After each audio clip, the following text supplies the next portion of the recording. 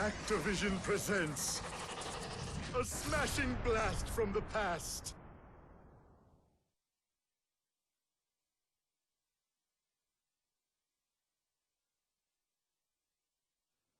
Developed by Vicarious Visions.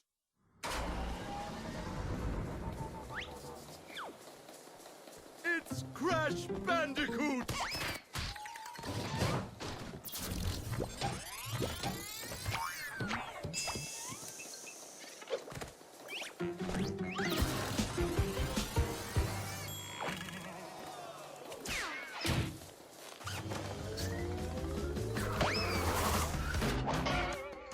Salutations, my fellow dudes and dudettes. I am your host, Addict007, and welcome back to Crash Bandicoot. It's a trilogy.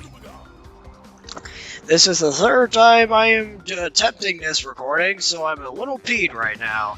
But in any case, it's time for my newest Let's Play of. It's Crash Bandicoot 2. Cortex Strikes Back. Crash 4 was announced just a little while ago, so I've been in a bit of a Crash Bandicoot mood as of late. It has been a while since that announcement, but I was still in the midst of the Link's Awakening LP. I wanted to get that done, but it's time for Crash to return in the spotlight. Let's get started.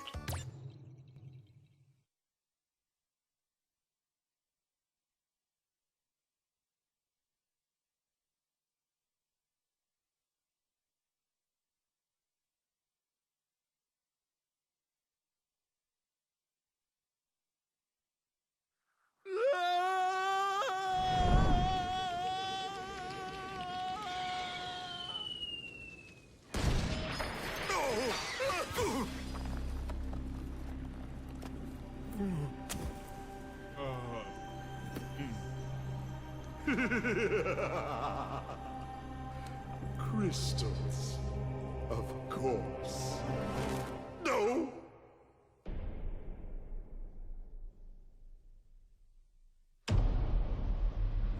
But Dr. Cortex, to reach full power, we need not only your master crystal, but also the remaining 25 slave crystals from the surface. How do you expect to retrieve them when we don't have any Earthbound operatives left? You fool! Do you think I'm unaware of the situation? If we don't have any friends left on the surface, then we'll need to find an enemy.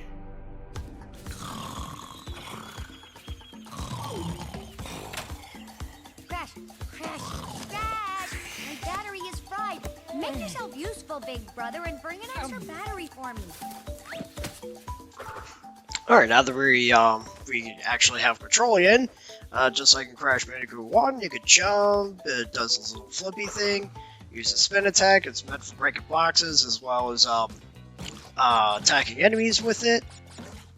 Pretty simple stuff, just like Crash 2, just like in Crash 1. However, since this is Crash Bandicoot 2, we have a few more toys to play with. For one, we can actually use that circle button for some things.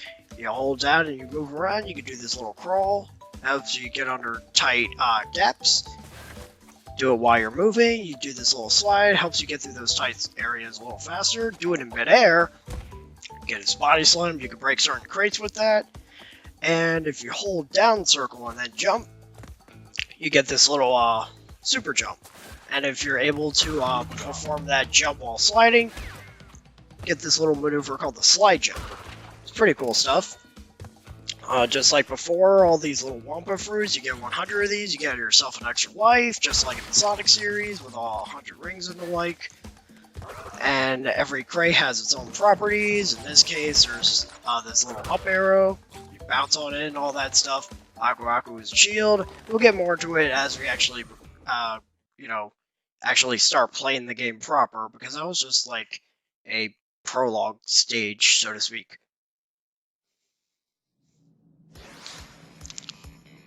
And I'll explain how this works in a moment. Well. If it isn't Crash Bandicoot, welcome. I apologize for the crude means used to bring you here, but I'd rather expect a written invitation would have been turned down. I need your help. Surrounding you are a series of 5 doors. Through each door lies a well-hidden crystal. The crystals look like this. Bring me the crystals, Crash. That is all I will say for now. We will speak again. Okay, so apparently we have to collect a bunch of crystals. As for the reason why that is, we'll hear about it in just a little bit. But this is basically your level select thing. Instead of Crash 1 being a linear pathway, as Super Mario World, I'll be getting to that game soon. I can't wait for that. We actually have a choice of 5 levels, and you can do them in any order you wish. There's no sense of linearity when it comes to the levels. Pick whatever level suits your fancy and just get through it. So let's just get started with Turtle Woods.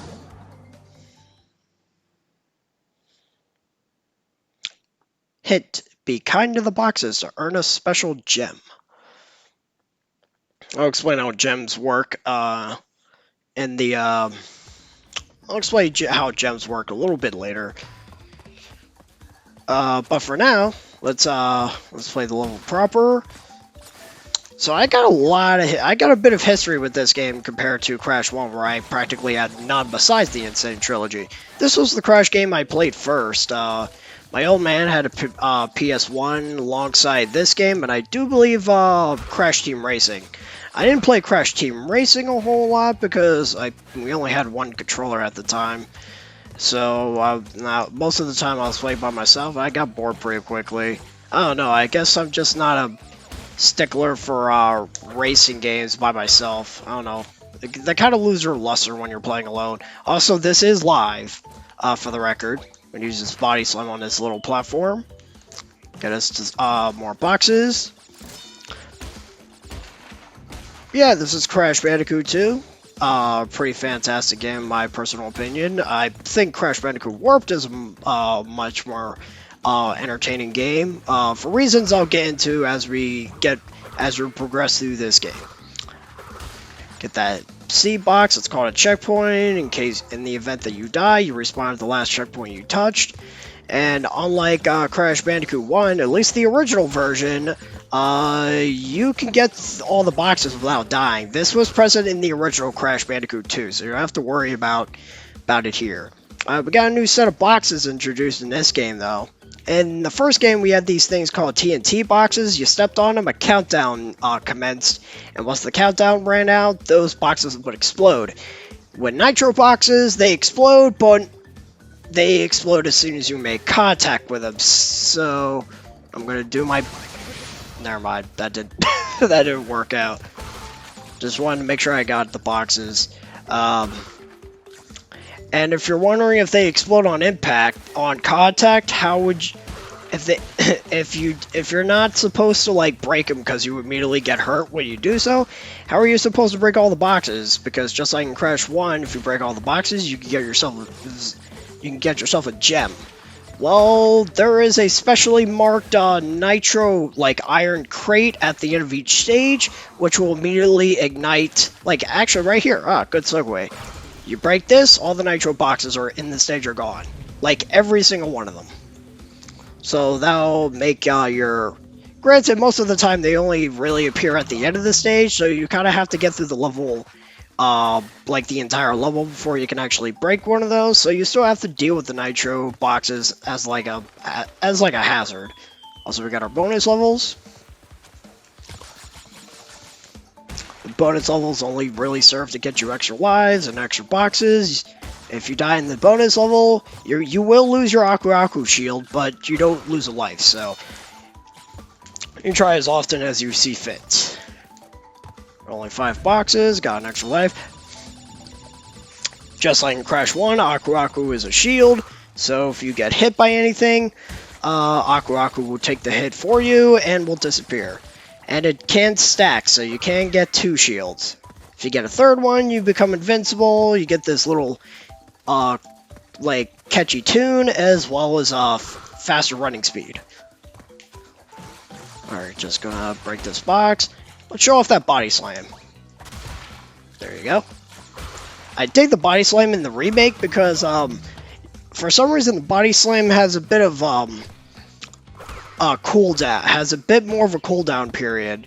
Because, whenever you did the, there's a box up there, I gotta get that. Oh, crud. Not good. Can I get that with my slide jump? That is not good.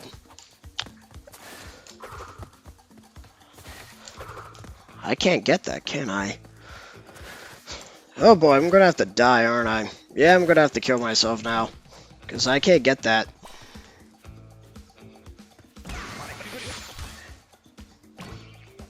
I just find a place to die at. Just gonna ignore the crystal. And there we go. I didn't mean to miss that box. It's just that it's sort of a one and done. It's sort of if you don't get it with if you can't get it with the enemy you're supposed to use to bounce towards it, you're just not getting it at all. Because the enemy is the only way to get up there. It's not like you have access to like power-ups and the like. There we go. Like you do in Crash Bandicoot Warped. But more on that whenever we get to that game. Get ourselves a lot of extra lives. Kill these enemies. A mushroom appears. You can bounce up here. And here's that crystal that you, Cortex mentioned. We collect this. Then you technically have completed the level as proper. You need all 5 crystals in each level in order to progress through the game. If you happen to miss the crystal, if you actually happen to ignore the crystal, you can actually get a scene with Cortex where he actually gets mad at you for ignoring it or just straight up missing it. And if you get all the boxes, you get yourselves a gem. However, this level mentioned a special gem that you could get for being nice to the boxes. I'll be getting that next, so don't you worry about that. And apparently the crystal was in my back pocket. Hopefully it was a back pocket. And not the weird one. Also, that crash dance is hard to do. I tried. Well done, Crash. I knew I could rely on you. Now listen carefully. These holograms are hard to maintain. During the course of my intellectual pursuits, I have stumbled across a force that threatens to destroy the world. The crystals are the only means of containing it. The fate of the world is at stake. It is imperative, therefore, that you bring them to me. Are you there, Crash? Crash! Crash! Are you there, Crash? Are you there, Crash? Coco was trying to get in contact with me, but unfortunately, it fell on deaf ears. Alright, so we're going to go back into Turtle Woods real quick, because we actually have a hidden gem we could acquire. It says be kind in the boxes to earn a special gem. Basically what that means is, if you don't hit a single box, you'll be able to get a special gem for not breaking a single box. So we're actually going to do that real quick. And just gotta say, I appreciate how this remake handles all those extra gems, because I'm just gonna get this out of the way now. The extra gems are a little bit tougher to obtain in the sequel, in my personal opinion. And without a guide, you might have a hard time finding a small number of them, because of how well they're hidden throughout the game. With this one, for example, you probably wouldn't think to ignore all the boxes, because nothing in the original game tells you to actually even attempt that. So I appreciate this remake actually giving us an idea as to what we're supposed to do in order to get this gem. So that's kind of cool. As I mentioned before, Crash is a one-hit wonder without the shield, obviously, so if you get hit once, you instantly die. And I think they updated the death animations a little bit in this game, because most of the time when you died in Crash 1, Crash would just sort of spin around, just die. Or he would just become an angel, and that would be it. That's the end of the level, and we got ourselves a blue color gem. Cool. That's a reward for not breaking any of the boxes. Awesome. And there is a total of 42 gems, and we're going to be getting them all throughout this playthrough. And I'll be explaining how some of the really special ones work later. I'll also explain that clock we saw at the beginning of the level in just a moment. Because... So, you are helping Cortex gather crystals. Yet, you have acquired a gem. Interesting. Well, Crash, know this. As long as you are allied with Cortex, you are my sworn enemy, and I will do anything in my power to stop you. If the fate of the world is truly your concern, you must gather the gems, not the crystals. If you obtain all 42 gems, I can use them to focus a laser. Yes, a laser beam that will destroy Cortex and the space station he has created. Until then, I must use my forces to stop you from gathering crystals. Just gotta say, I love the new face animations for this remake. They're absolutely bonkers in the fun sort of way. But that was Embryo from the first game. If you remember, he was a boss fight that we had to take on in order to get to the end of the game. And he became this, he was like using potions, and he was using like potions and slime monsters to stop us, as well as turning into some sort of Frankenstein-esque monster. But now he's like, I'm going to try to stop you with my forces, but if you go out of your way to get all 42 gems, I might be able to help you. And we're going to be doing that throughout this playthrough. Keep in mind that he says to gather the gems, not the crystals. You have to, there is actually a different ending you could get for getting all 42 gems. However, just like in Crash 1, well, actually, no, I think you could have done either thing when it comes to Crash 1. But with this game, you actually have to be able to beat the game first before getting all 42 gems. Not to mention, if we want to get to other levels with other gems, we're going to have to get those crystals, because we can't progress until we get them all. Anyways, Snow Go. We got our first ice level. That was actually rather fast. Or better yet, our first ice level in the Crash series to begin with, because if there's one thing I'll compliment Crash 2 for immediately, I think the aesthetic, I think the level tropes are a lot more interesting in this game. I feel like they just do they do a better job with the environments. At least in my personal opinion. Okay, I should probably not be bothering with these boxes, because we're actually not going to be able to get all the boxes in this stage. Because unfortunately, I should probably get this out of the way now. There's a red gem right there. We're not going to be able to get that. Oh, wait. Or maybe we can get them all. Uh-oh. I'm going to kill myself because I'm struggling to remember now.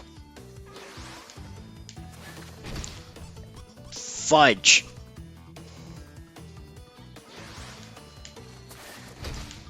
Okay, clearly I can't go back. Alright, we're just gonna keep going. I don't know, maybe I'm misremembering. Which is weird, because I did a test playthrough of this not that long ago. I actually did do it around the time that the Crash 4 game was announced. So that's cool. Like, I was just suddenly in the mood to play Crash Bandicoot again, because, like, the announcement sort of came out of nowhere. Okay, I wouldn't say necessarily out of nowhere. They did prelude it like a day or two prior, but I was so pumped for it, and then when the trailer came out, I was like really excited.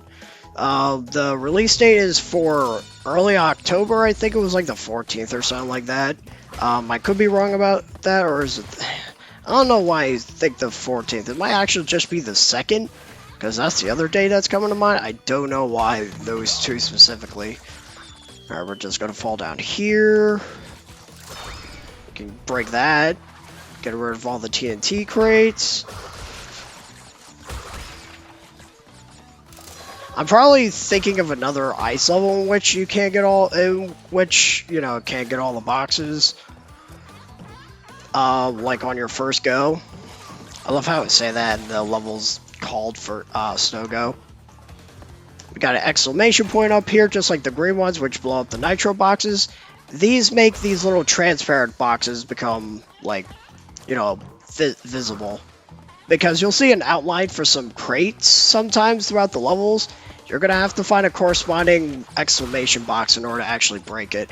Yeah, I was supposed to break them all. Crap. Yeah, I was remembering a different level. Dang it.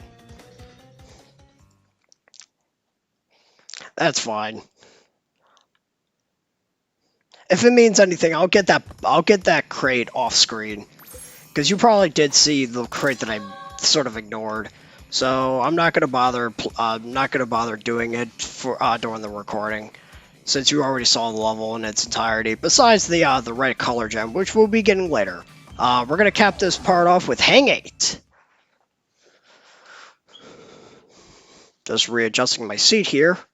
I have to get through this as soon as quickly because I had to turn the air conditioner off. So because like unfortunately the power sort of goes out when I have too much stuff going on. That includes the air conditioner. So I sort of had to get through this as quickly as I can. Otherwise I'm going to be really baking in the heat. All right, now with this level, we're gonna have to do this level twice. Actually, now that I think about it. Actually, no, I could do it once, and I could do the other levels in the next part. Like, I could do my second attempt in the next part. But basically what happens is as soon as you pass that first checkpoint, a timer will start. And you basically have to get to the end of the stage before the time limit runs out to get an extra gem. So we're actually going to be doing that. And if you happen to die, you immediately lose the gem. So we're gonna have to play this a la Crash Bandicoot 1 and restart the stage. And there's a couple levels like this. Now granted, this is similar to like the river levels in the first game. However, we got the little jet ski board thing. So I think that's pretty cool. Obviously, you can't really move around with it. You have this little booster thing you use when you press the circle button. Or I think any button would actually work. Watch out for this piranha plant. Alright, let's try this again. Careful with those piranha plants, because from my memory with playing this game... Oh, it's the X button, that's what it was. For some reason, I feel like the hitboxes for those plant monsters are a little bit wonky since the original game on the PlayStation. I don't know. It's really strange. But in any case, we're going to try this again. Hopefully, we can actually get through it no problem. I'll admit, I was a little reckless with this part. Oh boy, it begins! Oh boy, you know what? We're just going to play through the level normally. Because I'm already kind of flustered. Dang it. Because I don't feel like restarting. I'll just do it during the next part. Because this part's probably long enough as it is. At least for, the beginning of this playthrough. Alright, so we're gonna hit this checkpoint right here. Oh wait, the timer's still going on? Wait. No, okay, that's weird. I totally remember the original basically preventing you from doing it from attempting it a second time in the event that you fail, but no, it seems like this game gives you another try. Wow, this remake is better than I thought. Also, just like in Crash 1, Aku Aku will give more the standard hints during the loading screen, so that's cool. So if it's your first time playing these games, it's good to note those little words of advice, just in case if you know, it's your first time playing the game. Alright, now that I know that I can actually attempt this multiple times, because I remember doing it in the original, or maybe I'm not remembering it right. You can tell me in the comments in case I'm actually wrong about this. But I remember in the original, you only had one shot to attempt this, going for this gem, because in the event that you died, you pretty much kind of have to restart the stage, because the timer doesn't appear, if memory serves me well. I guess I could also chalk it up to the fact that I'm not touching any checkpoints, because the timer obviously won't reset if you respawn at a later checkpoint, as opposed to the one that starts the timer. Oh boy. Oh, but we got it that time. Keep in mind the timer does continue to go, even once you get to the end of the level, so it is possible, assuming you're not fast enough, to get to the end of the stage and run out of time just as you get to the gem, and it could just despawn. So that would really suck in case that actually happens to you. But it's not too bad. At least for this first, like, river stage. And then... 3 crystals. Not bad. I see you are getting the hang of it. I need to conserve power. I will communicate with you again after you retrieve the 5th crystal. Noted. Alright, but I think with that said, we're actually just going to call it a part for the beginning of Crash Bandicoot 2's. Hope you look forward to the rest of this LP. I know I am. I love this game. So, next time on Crash Bandicoot 2 Cortex Strikes Back. We're gonna get the other gem in Hang 8, complete the last 2 levels of Tier 1, and hopefully progress to the second tier. So until then, I get a juice.